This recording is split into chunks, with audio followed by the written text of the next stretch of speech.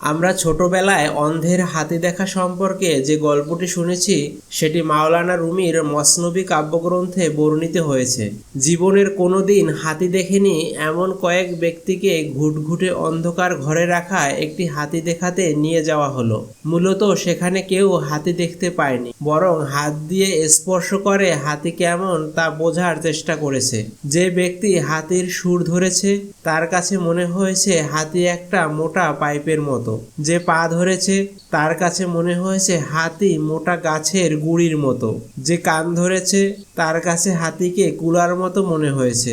এই গল্প বর্ণনা করে মাওলানা রুমি বলেছেন, আপনার সম্পর্কে কে কি বলল তাতে মোটেও কান দেবেন না। হাতির যদি উপলব্ধি করার ক্ষমতা থাকতো এবং সে বুঝতো তাকে নিয়ে মানুষ কি বলেছে, তাহলে সে নির্ঘাত রেগে যেত।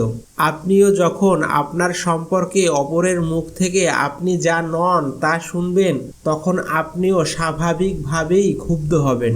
কিন্তু আপনাকে অপরের কথায় কান দিলে চলবে না, বরং নিজের কথায় কান দিতে হবে।